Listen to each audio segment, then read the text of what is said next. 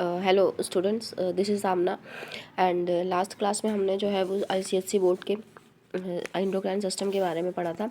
और मैंने आपको इंट्रोडक्शन में बताया हुआ था कि एंडोक्राइन सिस्टम क्या है और इस चैप्टर में आपको क्या चीज़ें पढ़नी है, ठीक है। और हमने इमोशंस के बारे में और एंडोक्राइन सिस्टम क्या होता है उसके बारे में देखा था। आज हम लोग जो है ना कुछ ग्लैंड्स के बारे में देख लेते हैं कि हमारी बॉडी में जो ये सिस्टम है, जो ये फंक्शन करा रहा है, तो वो अकेले नहीं करा सकता। उसको कुछ चीज़ें चाहिए जिसकी वजह से वो सारे काम प्रॉपर वे में कर सके। तो इसके लिए नेचर ने हमें क्या किया है कि एक बहुत सारी कई चीज़ें बॉडी में एक दूसरे के साथ कनेक्टेड दी हुई हैं ताकि जो है वो सारे काम इजीली वे में हो जाए, ठीक है।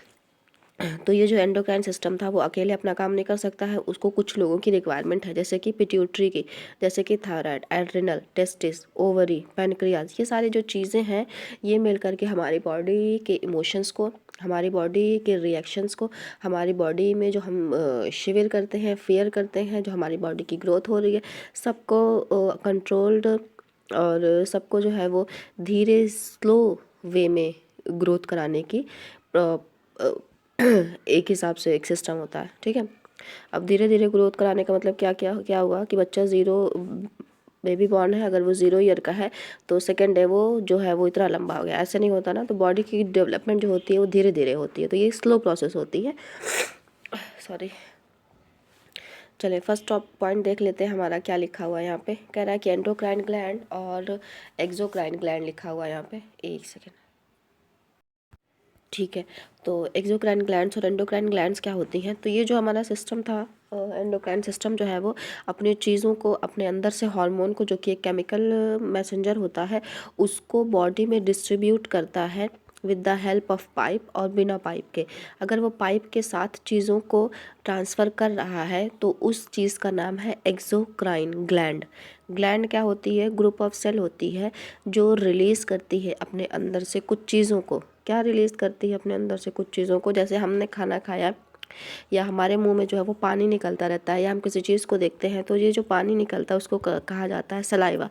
तो ये निकल रहा है कहीं से, है ना। तो वो जो जगह है जहाँ से ये निकल रहा है वही ग्लैंड होती है।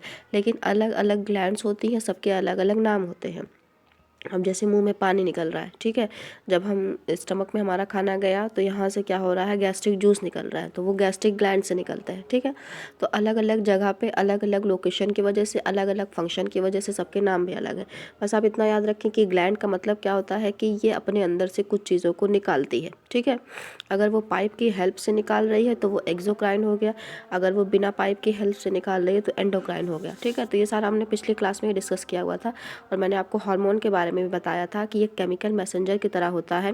ये ब्लड में आकर के मिक्स हो गया और ऐसे टहल रहा है, घूम रहा है पूरी बॉडी में। जहाँ पे इस हार्मोन की रिक्वायरमेंट है, इस मैसेज को पहुँचना है, वहाँ पे जा कर के तब अपना काम करता है, वहाँ पे रिस्पॉन्स होता है। तो ये यानी कि केमिकल मैसेंजर होता है जो जा कर के टारगेट ऑर्गन पर ही काम करता है, ठीक है।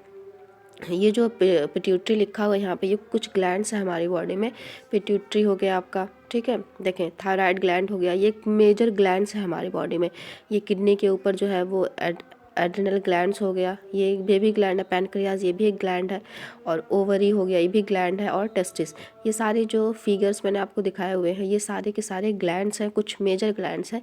ये सब मिल करके पूरी बॉडी में एंडोक्राइन सिस्टम को हेल्प करते हैं, एंडोक्राइन सिस्टम को प्रमोट करते हैं, एंडोक्राइन सिस्टम को जो है प्रॉपर वे में फंक्शन करने के लिए रिस्पॉन्सिबल है, ठीक है। तो सबसे पहले हम लोग आज पिट्यूटरी देख लेते हैं। आज हम लोग डिस्कस करेंगे पिट्यूटरी के बारे में, आज हम लोग डिस्कस करेंगे थायराइड ग्लैंड के बारे में, और हम लोग आज डिस्कस करेंगे एड्रिनल ग्लैंड के बारे में। आप ये आईसीएसई बुक के पेज नंबर 57 पे इन फिगर्स को देख सकते हैं, और ये चैप्टर 5 है वैसे।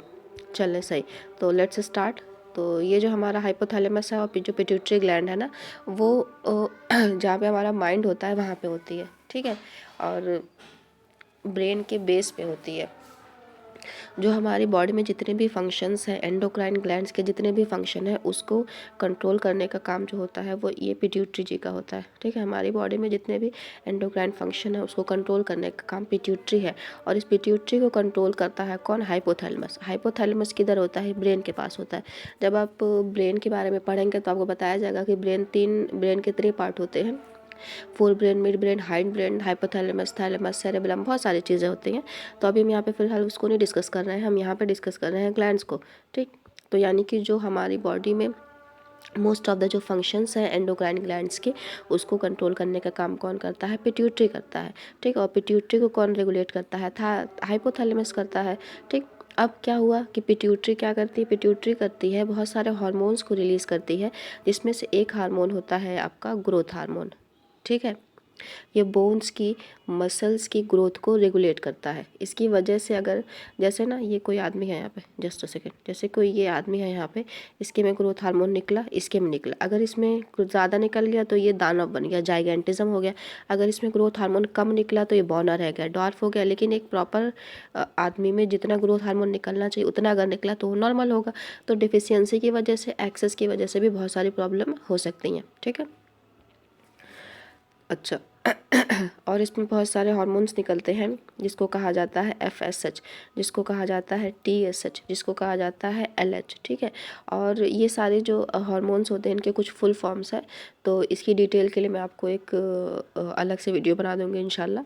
अभी यहाँ पे बहुत ज़्यादा हो जाएगा, बस आप अभी इतना जानें कि पिट्यूटरी जो है ये क्या है। ये ग्लैंड है जो क्या करती है, ज़्यादातर जो हमारी बॉडी में एंडोक्राइन सिस्टम है उसके फंक्शन एंडोक्राइन सिस्टम को कंट्रोल करती है। और ये पिट्यूटरी को कंट्रोल कौन करता है? पिट्यूटरी को कंट्रोल करने का काम किसका होता है? हाइपोथैलेमस का होता है। और मेनली जो है ये ग्रोथ की चीज़ों को कंट्रोल करते हैं। ठीक है, चले सही, नेक्स्ट देखते हैं क्या लिखा हुआ है। नेक्स्ट है आपका थायराइड ग्लैंड। ये जो हमारा नेक रीजन होता है यहाँ पे थायराइड ग्लैंड होता है। ठीक है, अच्छा भाई, अब थायराइड ग्लैंड की अगर हार्मोन की बात की जाए तो ये जो हार्मोन रिलीज़ करता है उसका नाम होता है थायरॉक्सिन। यहाँ से आपका 1 नंबर का क्वेश्चन पूछता है कि थायरॉक्सिन जो होता है कौन रिलीज़ करता है और कहाँ पे रिलीज़ होता है, तो 2 नंबर के क्वेश्चन आपके यहाँ से बन गए। ठीक है, 1 सेकेंड।